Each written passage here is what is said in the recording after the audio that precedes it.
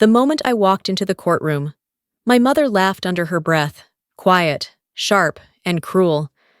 My father just shook his head, like disappointment had become his favorite prayer. They didn't need to say a word. The room already believed them, that I was the failure, the liar, the burden they'd finally decided to bury in public. But they didn't know what I was holding. 7 years of silence wrapped in paper, waiting for one sentence to break it open. I caught my mother's eyes just long enough to see it, that flicker of fear behind her perfect smile. She'd spent years teaching me that silence was obedience. Today, it was my weapon. "My name," I said evenly, "is Celestine Holloway." And for the first time, the silence in the room belonged to me. I used to think Austin would always hum with the sound of hunger, the kind that dressed itself in ambition and called it progress. Back then, the city felt like a promise, all glass and motion, restless, determined to outshine its own reflection. I remember walking through the university halls late at night, lights flickering against the whiteboards still covered in diagrams. I believed in the work, in data, in proof, in the idea that good intentions were enough. But good intentions don't survive in families built on image. At home, my parents turned success into performance art. Every fundraiser was a sermon on empathy delivered over champagne. My mother's voice always carried just the right tremor of sincerity. My father, the patriarch with his careful smile, spoke of purpose while calculating margins. And Nolan, my younger brother, knew exactly how to sparkle under those lights. The prodigy, the heir, the one the cameras adored. I didn't mind the shadows. They were quiet, familiar. But when I realized my work had been filed under the foundation's name, the silence inside me split. My father called it a misunderstanding. My mother called it strategy, and Nolan called it family loyalty. By the end of that month, I'd become the rumor, the unstable one, the name whispered with pity in academic corridors. The locks on my office were changed, and the world carried on as if I'd never existed. I left without ceremony, just a few files, a flash drive, and my mother's final kindness. "Sweetheart, some things are too heavy for women to carry."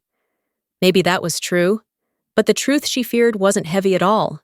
It was waiting, quiet, patient, and sharper than she could imagine. 7 years later, it came back to me through a stranger's voice. A veteran in El Paso, smiling faintly, said, "You should see this app. It saved my life." He showed me the logo glowing on his phone, the same symbol I once drew on a napkin over midnight coffee, the Holloway crest. That night, I packed one bag, booked a one-way flight, and turned off the light. Austin was waiting, and this time, I wasn't coming home to ask questions. The city hadn't changed much, still proud, sun-bleached, pretending to be pure. Austin had always been that way, beautiful from a distance and rotten beneath the polish. But the Holloway building looked taller than I remembered, its glass walls catching the sun like they wanted to blind anyone who dared look too close. I didn't walk in. Not yet. I needed to start somewhere. Truth still had a heartbeat. Dean Collins was that place. Once my department chair, now retired, half-blind, living above a used book cafe that smelled like mold and forgotten dreams. When he opened the door, surprise flickered, but only for a second. "I wondered when the storm would circle back," he said, motioning me inside. We sat surrounded by towers of old textbooks and journals. Dust floated between us like the ghosts of things we'd both lost. He didn't waste time. "Your father came to see me the week you were forced out, wanted me to sign off as witness for a new authorship transfer, called it a funding correction." He rubbed his temples, the lines in his face deepening. "When I refused, the foundation pulled 3 grants. I was gone by spring." My throat burned. "You knew what they were doing?" "I knew they'd rather destroy you than let you outshine them." He slid a folder across the table. The paper inside was yellowed, stamped with the foundation's crest.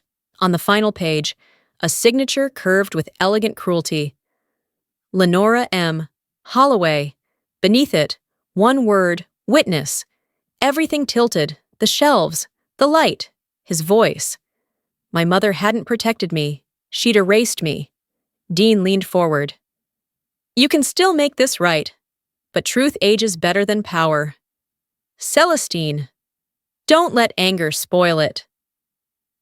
Outside, the Texas heat pressed against my face. For the first time, it felt like the city itself was whispering all the lies it once helped my family hide. 3 days later, a message landed in my inbox from an address with no name. Hell LWI Proton Mail. Calm. No greeting. Just one line. Check the USB behind the painting. A.L. Only one person I knew signed her initials that way. Amara Levin. She'd been my quietest ally, the engineer who'd helped me code the neural interface that changed everything before she vanished the day my reputation died. The next morning, I drove to her old apartment. The door was ajar, drawers pulled open, files scattered, the faint sting of ozone in the air, as if someone had scrubbed the room clean of oxygen and truth.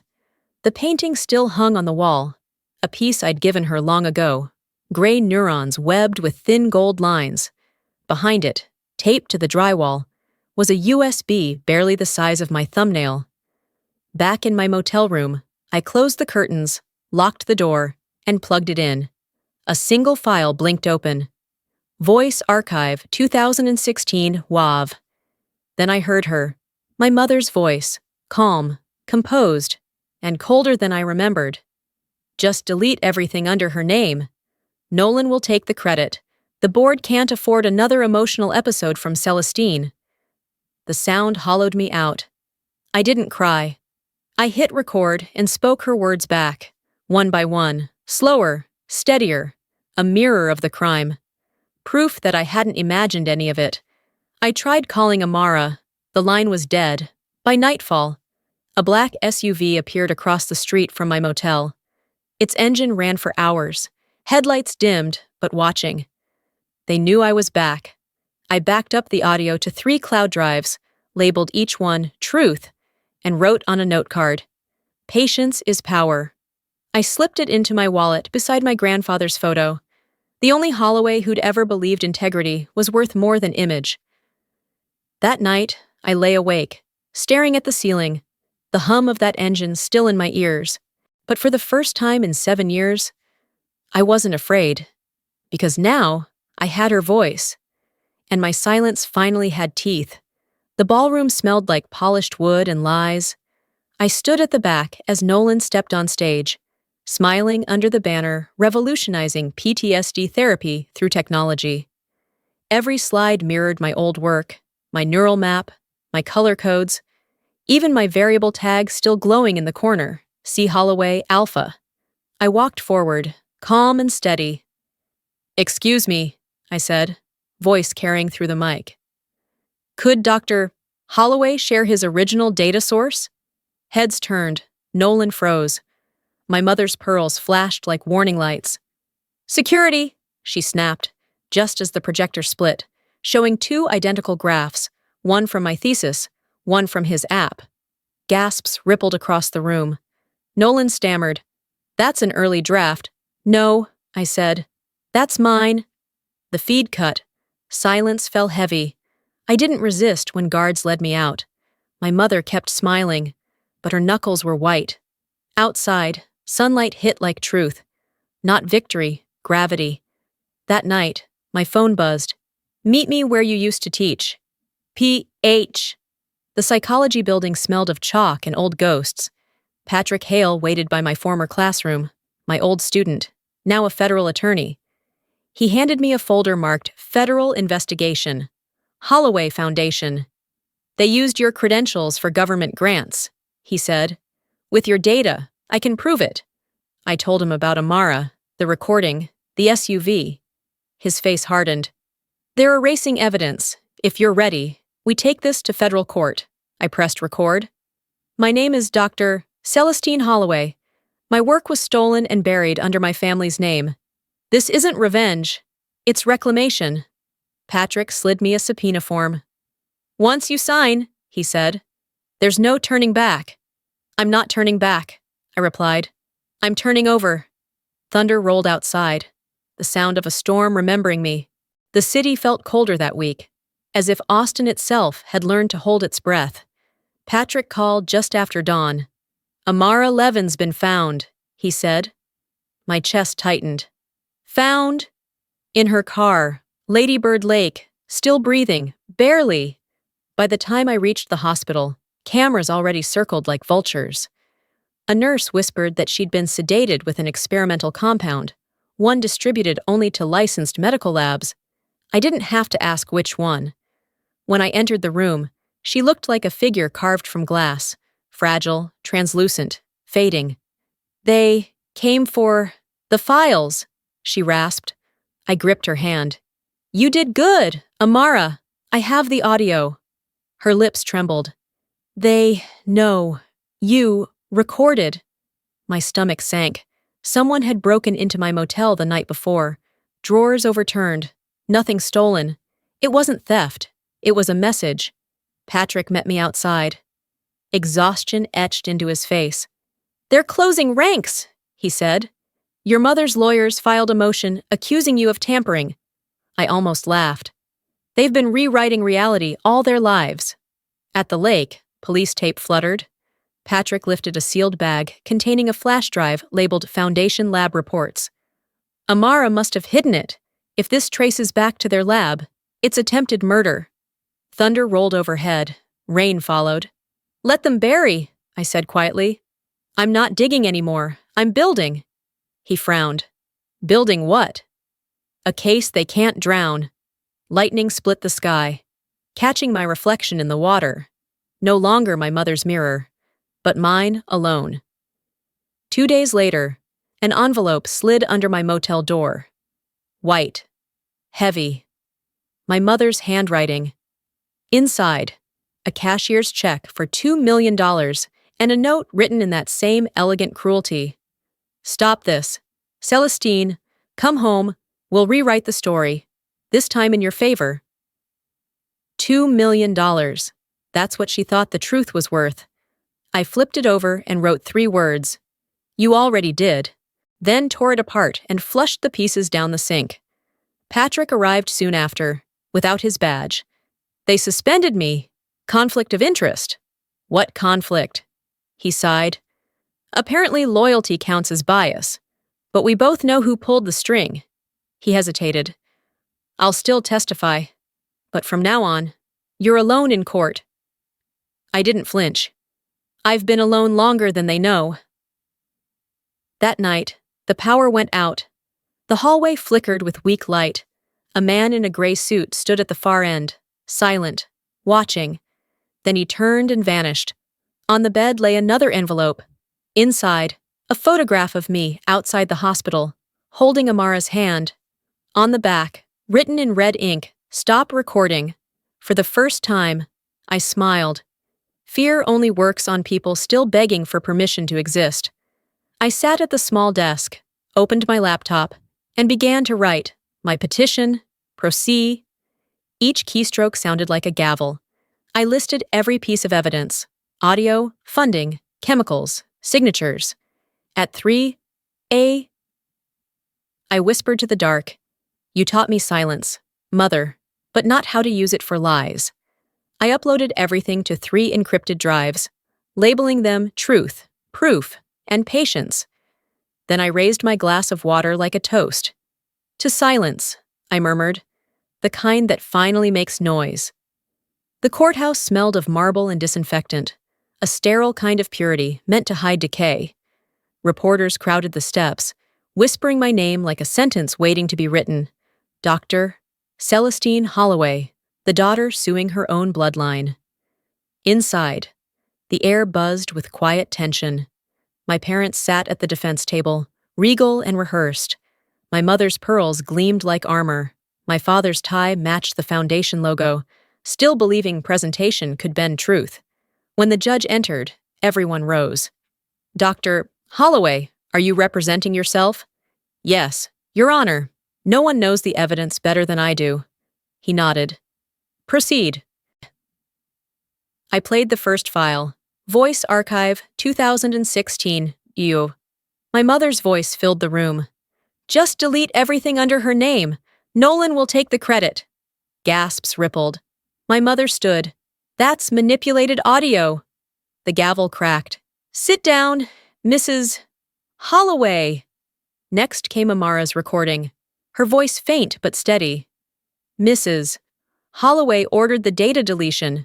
The lab used the sedative to erase traces of the breach. Patrick handed the judge the Foundation lab reports. The signatures clear. My father leaned close. You'll destroy us. I met his eyes. You already did. I'm just cleaning the debris. When the judge asked for my closing words, I rose. My family used silence to control. I use it to rebuild. This isn't revenge.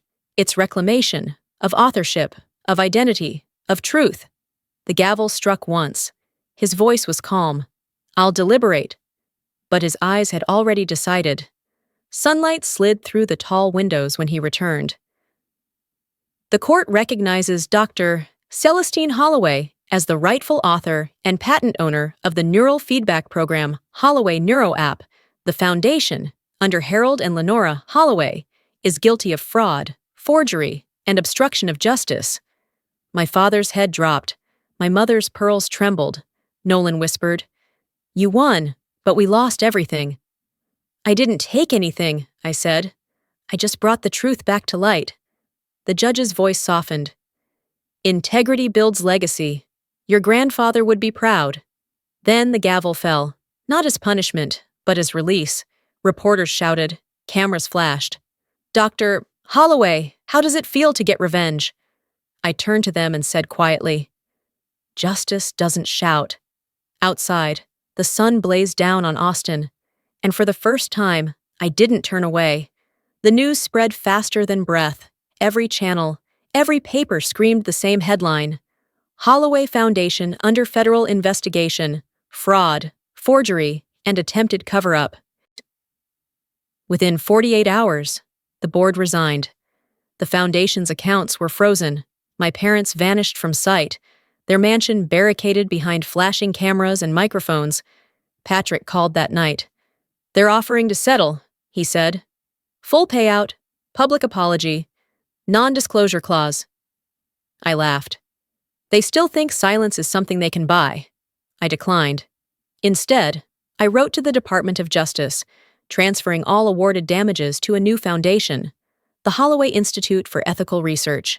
Its mission, to fund independent scholars, especially women, whose work had been stolen or silenced. People called it noble. I didn't. It was practical. Revenge rots if it isn't turned into purpose. When I received the final decree, my name was printed in bold ink that would never fade. Dr. Celestine Holloway, rightful author and founder. I traced the letters with my finger and thought of my grandfather, the only Holloway who ever valued truth over power.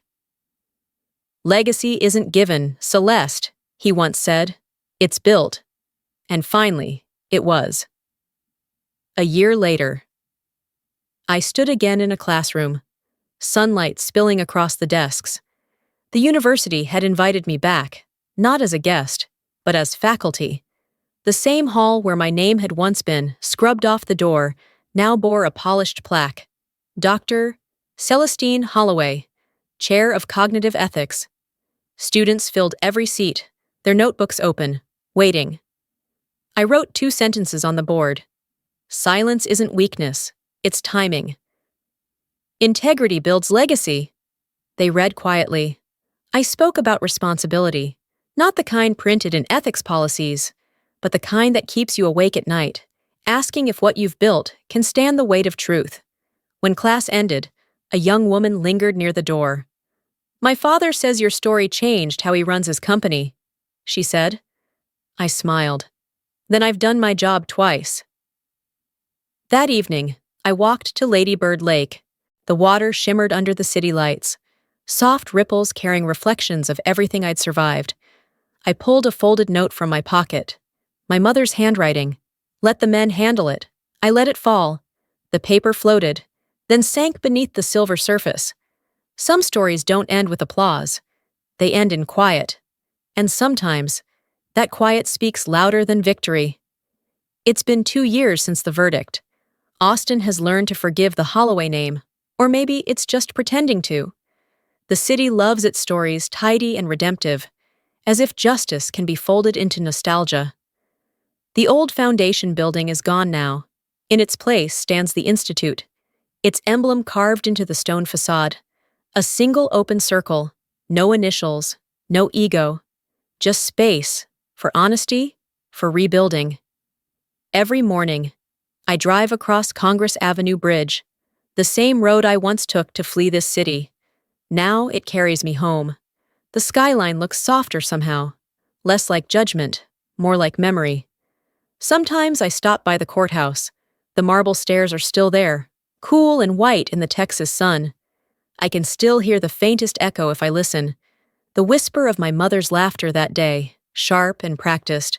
But beneath it now, another sound has taken root, my own footsteps, steady, certain. People still ask if I've forgiven them. I tell them forgiveness isn't about letting them go. It's about letting myself live. Anger burns too fast to build a life from its ashes. Peace, I've learned, is slower, but it lasts. At night, I light a single candle by my window, just as my grandfather once did when he stayed late marking papers. Its glow flickers against the glass, reflected in the lake below. Tiny shards of light scattered like truth, broken but still shining. The city hums outside, alive and restless, but my world feels quiet now. I glance toward the courthouse in the distance and whisper, "They laughed when I walked in, but they're silent now." And this time, the silence isn't emptiness. It's the sound of everything I reclaimed. It's peace,